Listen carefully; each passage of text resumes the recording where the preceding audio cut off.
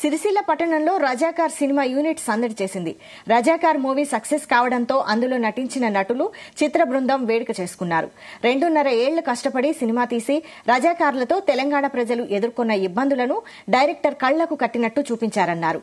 చరిత్ర గుర్తు చేసే సినిమాలను అభిమానులు ఆదరించి విజయవంతం చేయాలని కోరారు. రజాకార్ సినిమా మతతత్వ సినిమా కాదన్నారు. అంతకు ముందు చిత్ర బృందం రజాకార్లతో పోరాటం చేసిన వీరనారి చాకలి ఐలమ్మ విగ్రహానికి పూలమాలలు వేసి నివాళులర్పించారు. కేవలం రజాకర్లు పీరియడ్ లో ఏం జరిగిందో ఆ జరిగినది మాత్రమే చూపించారు. అందులో ఎంత నిజాయితీగా మా డైరెక్టర్ చూపించారంటే, ఈ 6th నవాబ్ ఉన్నారు కదండి, మెహబూబ్ అలీ ఖాన్ అని, ఆయన ఎంత మంచివారో కూడా ఆయన చెప్పారు.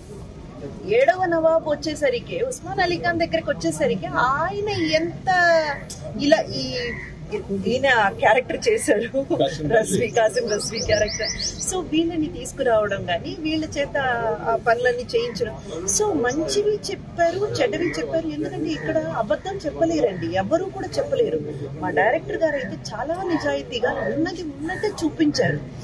ఎక్కడ ప్రాబ్లం వచ్చేసిందంటే, మా ప్రొడ్యూసర్ గారు ఒక పార్టీకి చెందిన వ్యక్తి కాబట్టి వీళ్ళు ఆ ఛాయం పోసేసి ఇంత గొప్పగా, ఇంత భారీ బడ్జెట్ లో, అంటే ఎక్కడో 16 కోట్లు అనుకున్నది ఎక్కడో 50-51 కోట్లు ఉంది.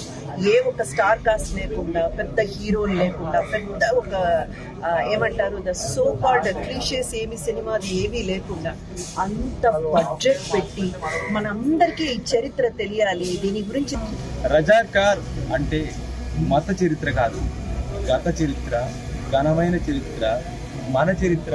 మన హైదరాబాద్ సంస్థానంలో మన పూర్వీకులు జరిపిన పోరాటానికి సంబంధించిన చరిత్ర మాత్రమే. ఇది ఏ మతాన్ని ఉద్దేశించో, ఏ కులాన్ని ఉద్దేశించో, ఏ వ్యక్తిని ఉద్దేశించో, ఏ వ్యవస్థను ఉద్దేశించో చేసినది కాదు.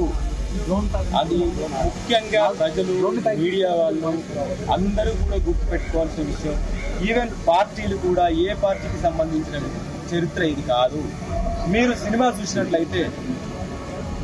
చూసినట్లయితే మొదట్లోనే వందే మాతరం రామచంద్రరావు వందే మాతరం అంటూ నినాదాలు చేస్తూ భూమి మీదకి వచ్చారు. ఆయన ఏ పార్టీ? స్టేట్ కాంగ్రెస్. ఆ తర్వాత బత్తిరి మొగిలయ్య గౌడ్ వరంగల్ కిలాలో జెండా ఎగిరేశారు, అతని గురించి చెప్పాము. ఆయన ఏ పార్టీ?